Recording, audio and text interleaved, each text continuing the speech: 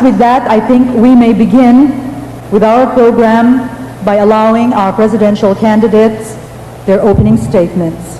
May we call on Senator Miriam Defensor Santiago. Ladies and gentlemen, we have been assigned 4 topics: the economy, foreign relations, peace and order, and the environment. On the economy, the road to economic recovery lies along 2 tracks. The first track is the transformation of the economic structure, and the second track is the transformation of the income distribution structure. To transform the economic structure, we must shift from low linkage-inducing activities, such as the services sector, to high linkage-inducing activities, such as manufacturing and agricultural-related development.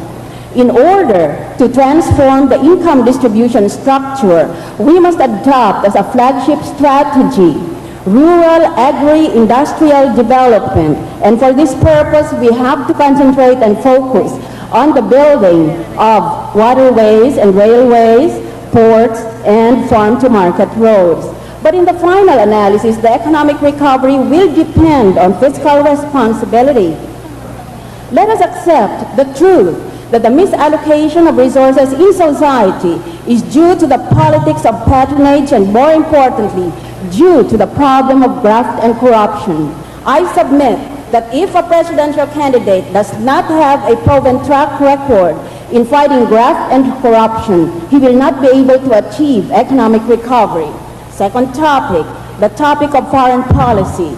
Our foreign policy must input the following considerations. Number 1, as mandated by our Constitution, foreign policy must be independent of the major powers of the world. As a corollary, we must maximize multilateral fora, such as the United Nations and the ASEAN. Next, we must concentrate on the protection of overseas contract workers. Next, we must protect our natural resources, particularly our fish and our waters, from natural predators. I see that the yellow flag is up. Let me then conclude, not by quoting from the Constitution, but by quoting from the Bible. The first quote is, "Do not think that I have come to destroy the law. I have come not to destroy, but to fulfill." And the second quote is, the whole law is fulfilled in one word: love your neighbor as you love yourself. Ladies and gentlemen of the legal profession to which I belong, I submit that there is a higher law than the Constitution, and that law is the law of God's love for the Filipino poor. Thank you very much.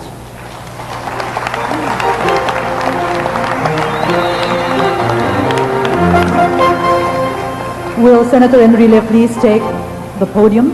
Distinguished guests, ladies and gentlemen of the Philippine Bar.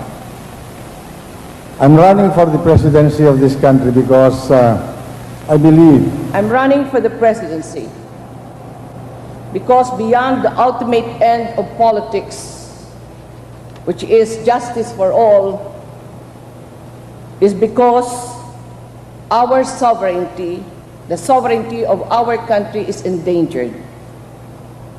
The Cory Constitution of 1987 surreptitiously deleted the historical legal rights to our territories. And this will endanger our country, especially so we're in a very strategic place in the world today. But to the east of us is the Pacific Ocean, which is the focus of the world today and covers 32.5% of the world's surface. On the other side is the China Sea. The China Sea, across the China Sea, is the biggest world market potential.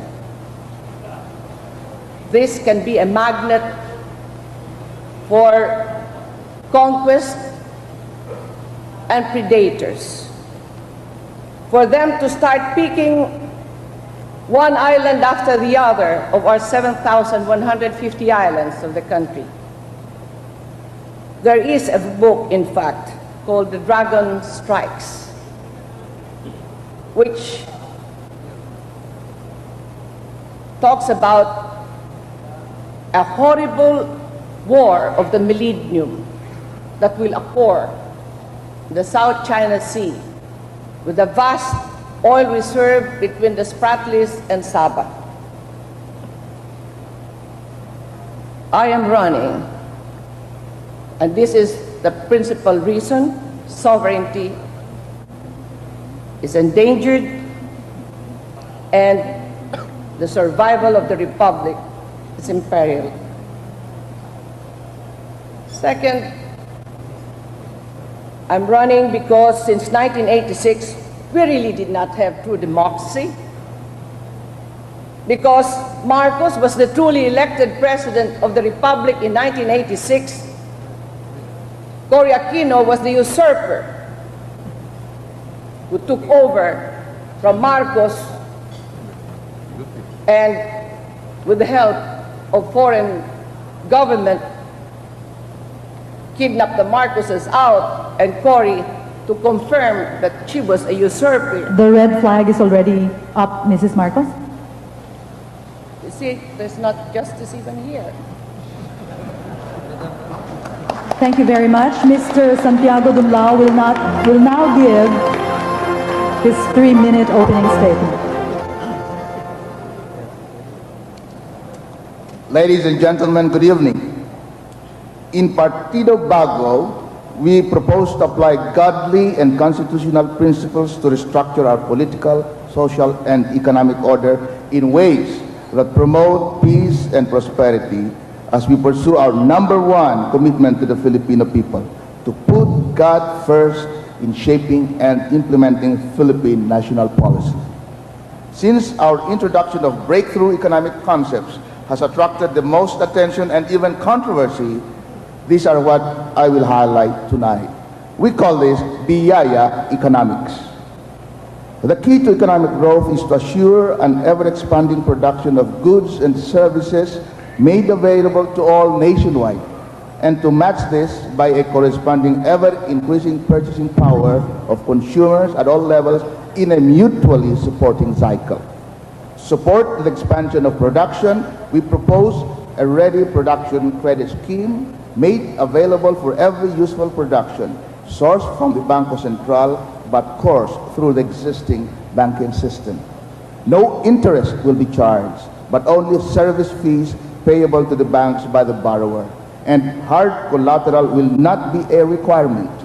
It will be enough that the project is viable, the loan purpose lawful and useful, and the borrower creditworthy.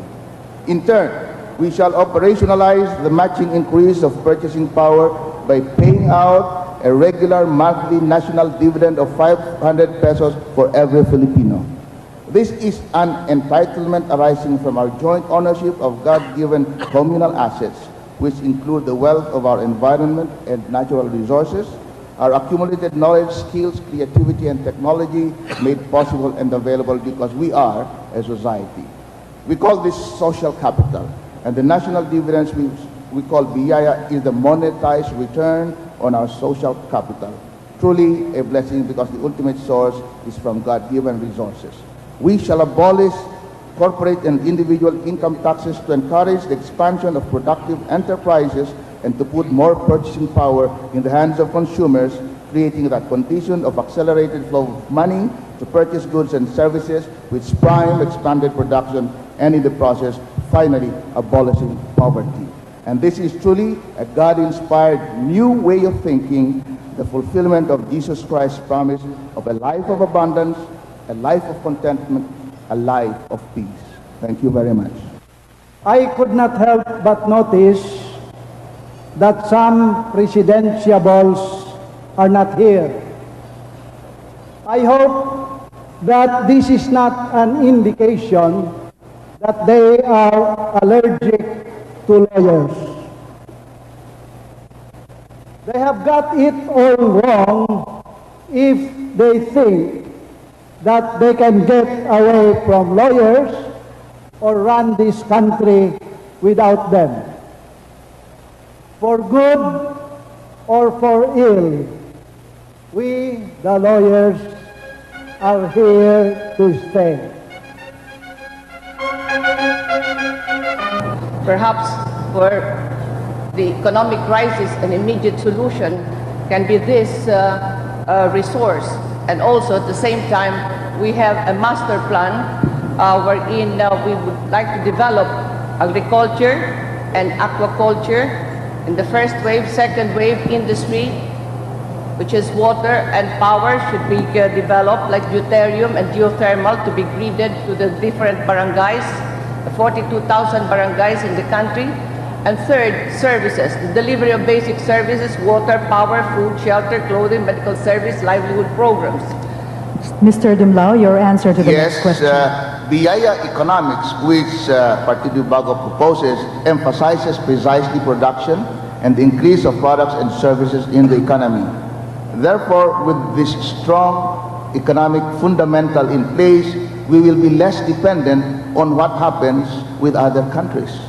And here, under Biyaya economics, we will make domestic credit be readily available at reasonable cost, and therefore expanding production and productive enterprises.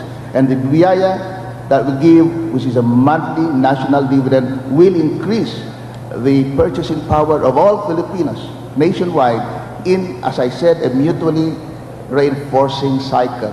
On this basis, we will have all the production and goods and services that our domestic economy needs, and we shall be more able to export more competitively and have all the foreign exchange earnings we need to support our imports.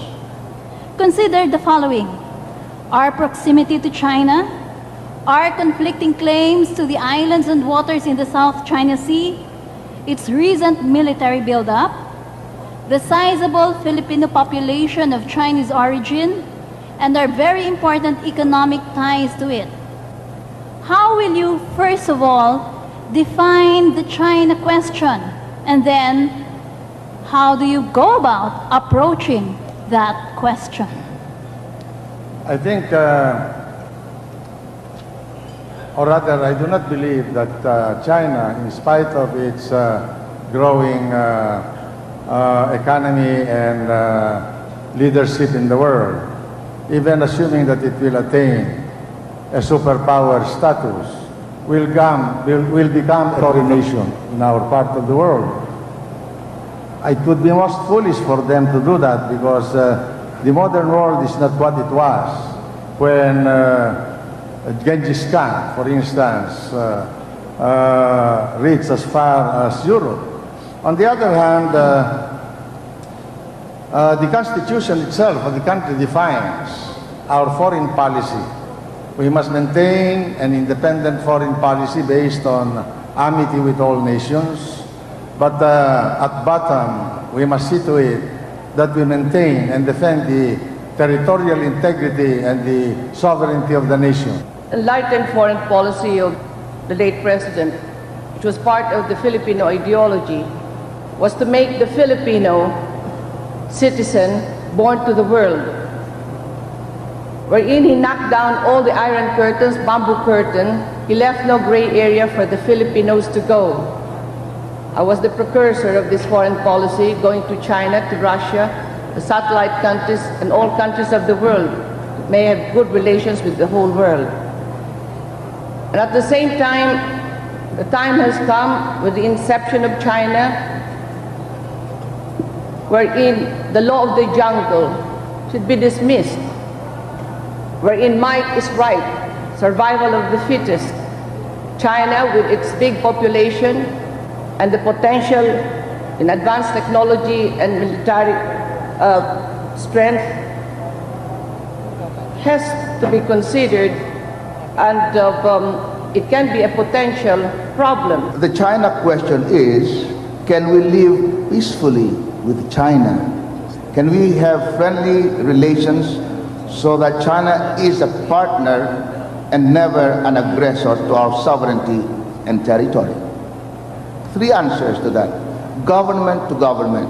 The approach is we must have constant dialogue with China, government to government, on all matters that affect both of us directly or indirectly, and that is proceeding quite well.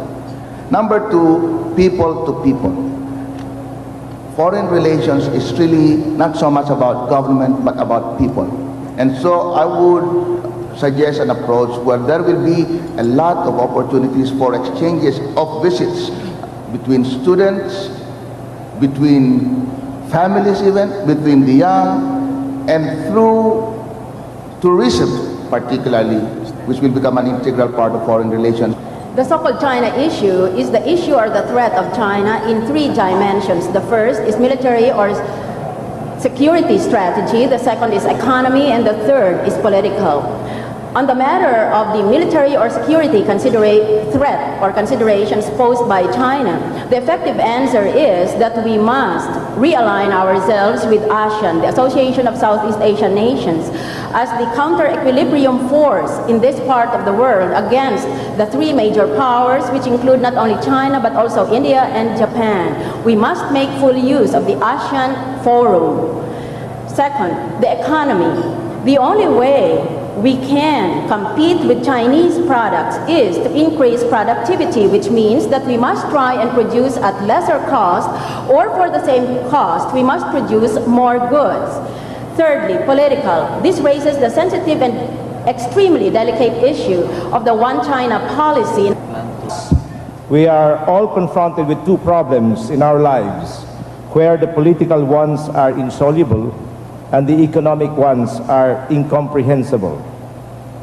If Aneurin Bevan's Politics is a blood sport reminder pictures a grim scenario, we can sit back and rest on the proposition that in politics, people like to give you what you think you deserve and deny you what you think you want.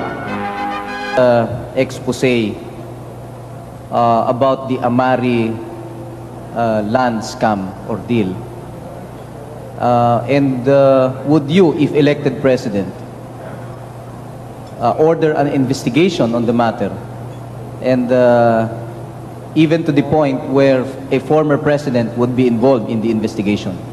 First of all, we have to do something about our the land titles bureau in our country, real estate, because this is really quite a mess what we have right now.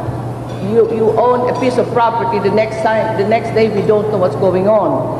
And next of this land scam of the cultural center, which used to be just water and now a piece of land. The land of the real estate in the cultural center is no longer owned by the cultural center. Why, I don't know. So there should be a real in-depth investigation, and whoever is the culprit must be really punished. If I become president, I would order a review of the whole Amari deal and reopen the investigation, taking advantage of what the Senate has already done and what the executive department itself has already done. And particularly, not just pinpointing the blame, but perhaps to see to it that it will never happen again. Number one, we should clarify what really are the authorities of people and who should really be authorized to dispose of large tracts of public land. Number two, what kind of bidding should be established for this kind of big land deals. Number three, the kind of transparency of such a big public transaction must be defined better than we have defined it so far. The point here is that there is a need for an international treaty now being advocated by the Office of Economic Cooperation and Development, or OECD, prohibiting multinationals from bribing government agencies offshore. Along the domestic front, the points are as follows. Number one, was the land involved land of the public domain? Was it within the commerce of man or not? And secondly, was there bribery? And if so, to whom did the money go? The question here is, will I order an investigation even if it would include a former president? The answer definitely is yes, and with infinite pleasure, because no man is above the law. The oath of office of a president demands that he must support and defend the Constitution, execute the laws faithfully, and do justice to every man. In the case of the Amari deal or transaction, if there was any violation of the Constitution or the laws of the country, I will expose the whole thing to a further investigation, and whoever violated the law, if he is criminally liable, whether he was a former president or not, he must face the rigors of the law. That is the law. And so therefore, if I should be the President of the Philippines, I'll see to it that this transaction will not go through if it violates the Constitution, if it violates the laws of the country, and if someone else committed any graft or venality in the performance of duty, so be it. Let him face the laws. Let him defend himself in the proper courts. Thank you. What would you do to enforce our laws, to protect our people against the hazards of pollution? What have you done so far? And in answering the question, what you would do, would you kindly be very specific? Environment is a central problem and a major national problem. And therefore, I would more specifically centralize and give attention at the national level the objectives of giving ourselves clean and green environment. As part of that, I would promote the partnership between the private sector and the government in particular projects, especially identifying model projects that everybody can follow. I would like to cite the Pasig River Rehabilitation Project as a good example of private sector and government cooperation. That is a good model.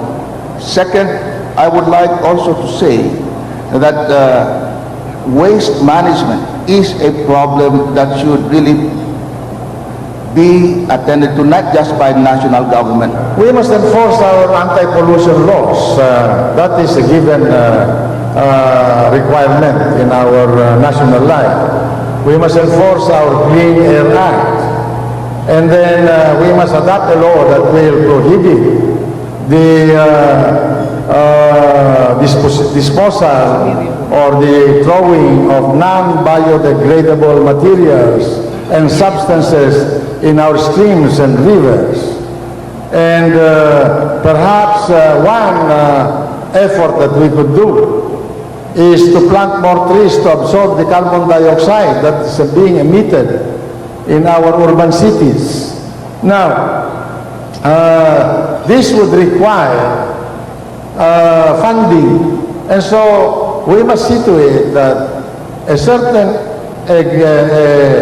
a substantial portion of our budget must be allotted. Pursuant to the 1992 Earth Summit in Rio de Janeiro, we must operationalize an action agenda for sustainable development. By sustainable development, I mean that one generation should provide for its needs without compromising the ability of the next generations to provide for their own needs. And therefore, our action agenda must cover all the ecosystems. Number one, upland or forest. Number two, coastal or marine. Number three, urban. Number four, fresh water. And number five, agriculture or lowland. We must pass the Clean Air Act. The Senate has already passed the Bicameral Conference Committee report, but the House of Representatives has not yet done so. We must also pass not only the Clean Air Act, but the Clean Water Act.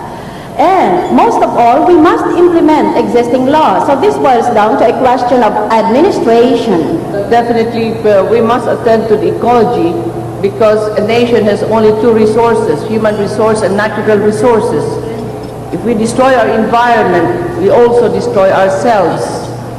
In fact, I wrote a book in the Circles of Life. The first chapter is ecological order. And one of the things that I did here in Metro Manila was to plant a lot of trees. We produced about 500,000 seedlings in the Manila Seedling Bank because every human being needs 8 trees for oxygen. And we planted about 92 million trees here in Metro Manila to service the people here are. And the trees also, the roots of the trees expand during the rainy season, serves as water deposits of, during the rainy season, expels this. So it is important that we take care of the ecological balance of our country, and at the same time, we must make sure that our waters are taken care of. Ever on the lookout for ways and means by which it can live up to its commitment to public service in the context of the legal profession, the WILIC tonight joins the Integrated Bar of the Philippines, the Philippine Bar Association, in sponsoring, together with the RPN9 and the KBP, this Presidential Candidates Forum to help us make a truly informed and intelligent choice. Of continuing the Ramos economic policies and programs on liberalization and privatization. Yet there is hardly anything left to liberalize or privatize. What then do you mean by the continuation of the Ramos economic program? If you are not in accord with the administration's policies, what Ramos policies will undergo a change under your presidency? I adhere to the school of thought that whether or not the Philippines consents, globalization is an international phenomenon that cannot be stopped dead in its tracks just because one third world country refuses to cooperate with the mainstream. But all the same, I will raise a red flag. I will say that at this point, the Ramos administration is guilty of liberalizing too much and too early. It should have time, and it should have observed sequencing in liberalization. For example, we should not have lowered tariffs. We now have the lowest tariffs of most of the Southeast Asian countries. We should not have lowered tariffs unless the following were present, and they were not present when the administration did lower tariffs, which is one of the reasons why we are now undergoing our own version of economic meltdown. Number one, we should have first lowered power costs. Power costs in the Philippines today are the highest in the region, or maybe number 2 at the very least. Number 2, we should have strengthened our anti-dumping laws. Globalization, liberalization is a matter of fact. We can no longer reverse it. We are a member of an international trading community. We are a signatory to the GATT-WTO Uruguay Round Treaty, and so therefore we must live with that. But there are certain safeguards that are allowed to us. We can craft a countervailing duty measure. We can craft an anti-dumping measure. We can craft a law that will impose certain higher duties on so-called absurd or unusual surge, rather unusual surge in importation to protect our industries. Now, the exchange rate crisis is a godsend help to us because it increased the cost of goods that are being imported and the base of the tariff. Mrs. Marcos? Eventually, there should be a vision of a global vision, but definitely we must prioritize first on our national commitment to ensure economic progress through self-reliance, and basing it, of course, in the spirit of democracy that should be started in the very root and foundation of society in the barangay, which is the extended family.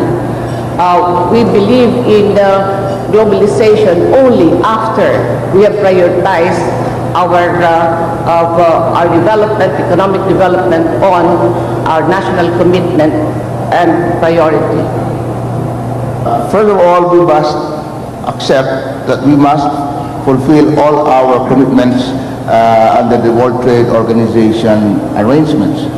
But having said that, I would like to mention two things. One, while we obey, while we follow, we must see to it that all the other countries are following and observing the WTO agreements, because there are some occasions when the other countries, particularly bigger countries, try to ignore their own commitments to the WTO. Second, I think that we should fulfill our commitments to our own domestic businesses to give them the opportunity to adjust to this sudden, and I say sudden, liberalized regime of investment and trade. And that means particularly giving them the infrastructure that they need, which we promised but has not really been put in place.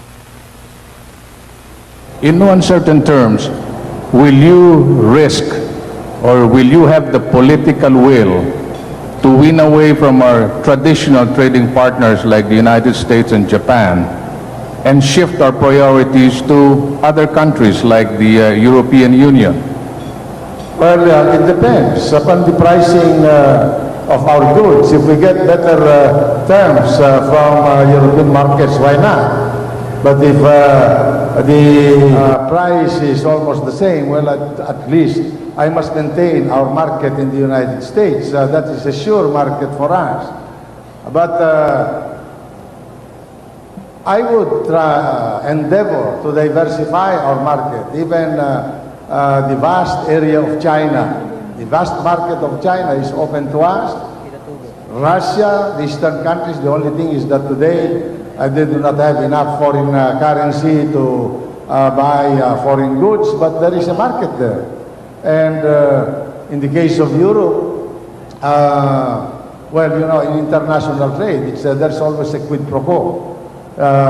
You buy from me, and I'll buy from you. It depends upon the, as I said, the return to us. If we can get better terms from that market, why not? I will exploit that market, even here in Asia. We have, of course, our traditional trading partners like the United States, and I believe, of course, in a strong presence, technically and economically, of the West in the Philippines, to balance and bring about some kind of an economic order. But the ideal would be to be able to relate and have trade and commerce with the rest of the world, for after all, we have good relations with the rest of the world. Our foreign policy is really to make the Filipino not only a citizen of the country, but born to the world, being able to relate with the rest of the world. We have such a foundation in our foreign policy.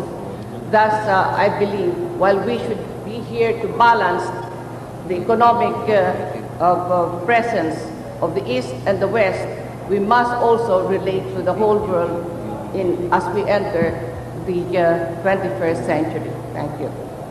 On this question, it is not just a matter of political will, but a matter of national interest.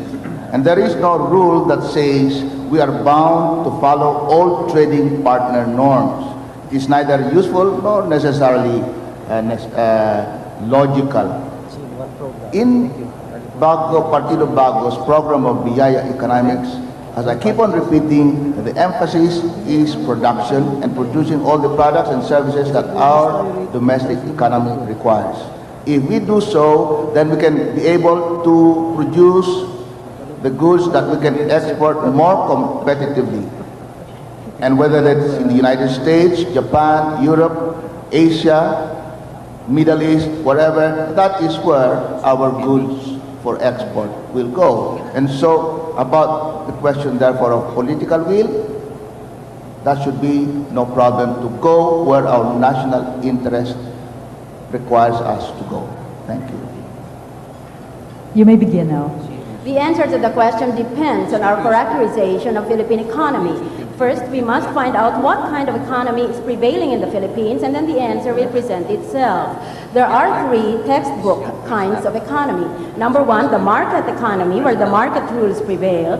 Number two, the command economy, which operates by fiat of the state or the government. And number three, the mixed economy, where the market more or less is allowed to operate on its own and government intervenes only in cases of extreme urgency or necessity. We are a mixed economy, and therefore the market more or less plays along by itself and operates under the basic principle of supply and demand. Therefore, if I were president, I would see to it that Philippine products are sent to where there is the most demand, wherever it might be, the European Union or elsewhere, or traditional trading partners.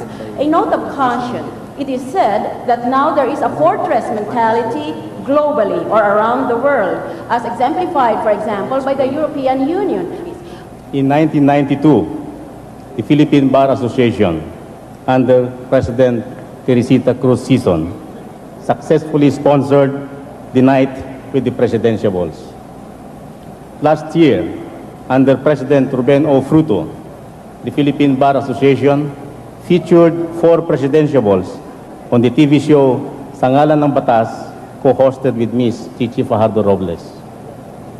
Tonight, the Philippine Bar Association is honored and happy to be one of the organizers of the forum with the presidential balls. Approve of the police doing painting jobs on the houses of drug pushers? Do you approve of warrantless arrests, wiretapping, the freezing of bank deposits, which, if I recall right, were features of the anti-terror bills about some years ago? On a broader plane, how would human rights figure in your peace and order programs? Or do you see human rights as an impediment to establishing peace and order? First of all, I do not believe in threats or punishment immediately, wherein you have a state of fear. Rather, you deliver basic services efficiently and effectively and ensure that there is justice, freedom, and democracy. And making sure also that so-called violation of human rights, which is really violation of the law, should be constantly be watched.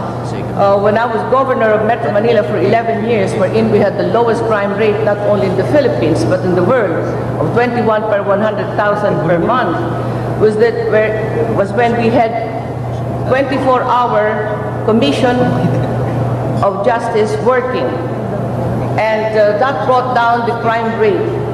We had commission of justice 24 hours a day, so that people who had done something wrong was immediately tried, and then at the same time those who had committed no crime was set free, and those who were criminals were punished. I maintain that we should not use official position to terrorize persons, neighborhoods, and families. And that is really very anti-human rights. And if you have a case, then bring it to the proper attention of the prosecutor's office and the courts. This kind of approach to law enforcement, whatever the good intentions, does not show the kind of compassion and love that we must show as an example to all police enforcers and those who have violated the law. They are to be brought back to the mainstream of civilized society. So drugs, peace and order, these are all related to economic well-being. If we improve the economic well-being of our citizens, we will to that extent discourage crime in any manner or form. And this is why we think that the Biyaya economics that gives national dividends to all Filipinos will, to a large extent, answer the economic needs of our people. On the painting of walls of suspected drug pushers, this is, in all senses, cosmetic. It is for me, a bizarre act, particularly from a person who claims at least working knowledge of the law. First of all, you have no right to punish a person by painting on his house. Penalties are imposed by our penal code, and painting walls is not one of them. Most importantly of all, you have no right to punish unless the person has been proved guilty beyond reasonable doubt by a court of justice. Secondly, warrantless arrest. Our Constitution provides no warrant shall issue except upon probable cause to be determined by the judge. Therefore, if there is any doubt, the doubt must be resolved against a warrantless arrest. And this is properly circumscribed by the Penal Code, which provides warrantless arrest can be done strictly only under the following circumstances: when an offense has been committed, when an offense is in the act of being committed or is just about to be committed. Therefore, warrantless arrest, as much as possible, should not be allowed by society and should be struck down by a court of justice when it is properly questioned. I do not believe that any person, no matter how exalted he is, no matter what authority he wields, has the right or power to paint any symbol on the homes of citizens which more or less indicate that these homes are being, or the occupants of this home have violated the laws. That is convicting people without due process. Second, as far as warrantless arrests are concerned, I will agree with warrantless arrest to the extent and under the limitations allowed by law and the rules of court. In the case of wiretapping, I will agree with wiretapping provided there is a strict compliance with the conditions and requirements and restrictions imposed by our laws. If you will be elected president, what environmental policy will you adopt nationally and on a regional basis to protect the environment? In what order of your priority programs will this policy on environment be? First, really, as I had mentioned earlier, environment, cleanliness, and environment wellness is a national concern and has really become a national problem. And so, the priority I will give this is that it will be under the direct supervision of the office of the President. Although we shall still have the Department of Natural Resources, the Department of Environment, the President's office will be directly involved in enforcing what? Enforcing the existing laws. Number two, cooperation with private sector organizations and especially businesses who have the resources to help us in stopping pollution, because they are also causes of pollution.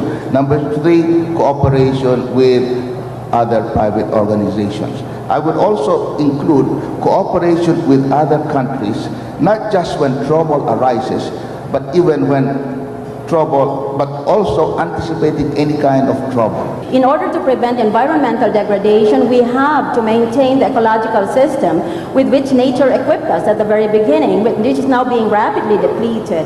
Biodiversity means that we must continue to restock, to replant, to reinventory. For example, we must reseed our oceans, seeded with fingerlings. We must maintain or establish seed centers and seed orchards so that we can replant our forests. We must, pursuant to biodiversity, we must make sure that we use only renewable sources of energy, not non-renewable sources, etc. Your next question was, what number would it be in your platform of government? I have issued publicly a 7-point platform of government, and protect the environment is number 6. Even if I were the president, I'm not powerful enough to prevent the occurrence of events like acts of God, an explosion of Mount Pinatubo, or the occurrence of a fire in Indonesia, or an earthquake that would visit us, or a flood that will destroy or erode our topsoil.